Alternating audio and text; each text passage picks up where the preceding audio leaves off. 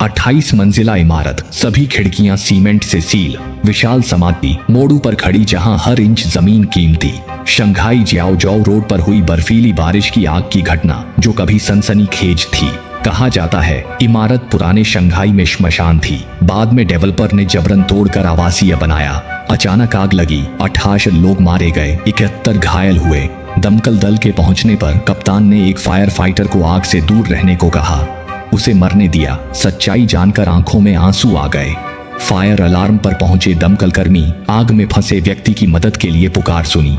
सैनिक सोंग वेगुओ बचाव के लिए जाने वाला था, कप्तान ने रोका। अनुभव से कप्तान ने समझा इस बार कुछ अशुद्ध है। भूत ने देखा हम नहीं आ रहे, अचानक गायब हुआ। दृश्य ने सोंग वेगुओं को डराया। जलता खंभा गिरा, सबको हिलाकर रख दिया। समझे वो इंसान नहीं बल्कि शक्तिशाली भूत था। कप्तान ने पूछा सब ठीक है? सौभाग्य से कोई खतरा नहीं, सब सुरक्षित थे।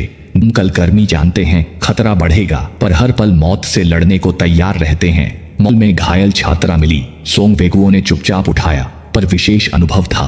सोंग वेगुओं को लड़की अजीब लगी, पीछे मुड़कर देखा तो उसका चेहरा डरावना था। हालांकि वह थोड़ा डरा हुआ था, फिर भी उसने लोगों को बचाने का मिशन अपने कंधों पर लिया। लड़की को पीठ पर लेकर आग से बाहर निकला और कुछ कदम चलने के बाद लिफ्ट से मदद की आवाजें सुनी। कप्तान ने सुनते ही अंदर की स्थिति पूछी। लिफ्ट में किसी को मदद के लिए चिल्लाते सुना। कप्तान को पता चला कि 3 लोग फंसे हैं जो आग के दौरान बाल्टी और गीले तौलिए लेकर लिफ्ट में भाग गए थे, लेकिन आग इतनी तेज थी कि लिफ्ट का दरवाजा विकृत हो गया और अब सामान्य रूप से नहीं खुल सकता। कप्तान ने फंसे लोगों को आश्वस्त किया कि चिंता न करें, उन्हें जरूर बचाया जाएगा। अंदर के लोग शांत हो गए जब उन्होंने सुना कि दमकल कर्मी बाहर हैं। उन्होंने बताया कि दरवाजा मेज से अवरुद्ध है और वे खोलने में मदद करना चाहते हैं। कप्तान ने उन्हें रोका और कहा कि कुछ न करें, बस इंतजार करें। फिर उसने बैग से हाइड्रोलिक चिमटा निकाला, लिफ्ट के दरवाजे पर लगाया और कप्तान के आदेश पर हाइड्रोलिक चिमटा सक्रिय हुआ। एक जोरदार आवाज के साथ दरवाजा खुल गया, लेकिन दमकल कर्मियों ने जो देखा उससे वे खुश नहीं हुए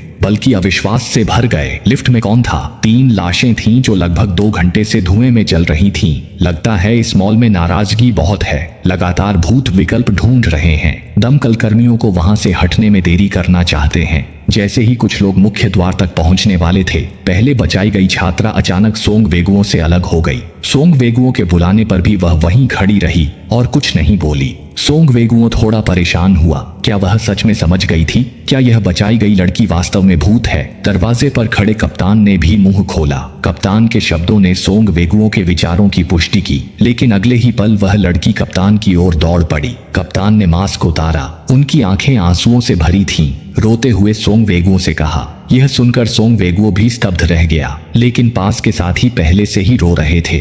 यहाँ तक कि अभी बचाई गई लड़की भी कप्तान के पीछे छिप गई, स्पष्ट रूप से सोंग वेगुओं को डर के साथ देख रही थी। अचानक सोंग वेगुओं को सिर में तेज दर्द हुआ। तब उसे याद आया कि जब स्तंभ गिरा था वह नहीं बचा था बल्कि उसके सिर पर लगा था। क्योंकि घटनाएं इतनी तेजी से हुईं और उसके दिल में लोगों को बचाने का जज्बा इतना मजबूत था, उसे एहसास नहीं हुआ कि वह वास्तव में मर चुका था। इसलिए वह टीम के साथ आग में लोगों को बचाने लगा। सब कुछ याद आने पर सोंग वेगुओं ने भी सिर झुका लिया। पता चला कि जाने वाला मैं था। अलविदा मेरे साथियों, अगले जन्म में भी हम साथी बने। मैं फिर से दमकल कर्मी का कर्तव्य निभाऊंगा। इस दुनिया में कोई सुरक्षित समय नहीं है, बस वीर योद्धा हैं जो हमारे लिए बोझ उठाते हैं।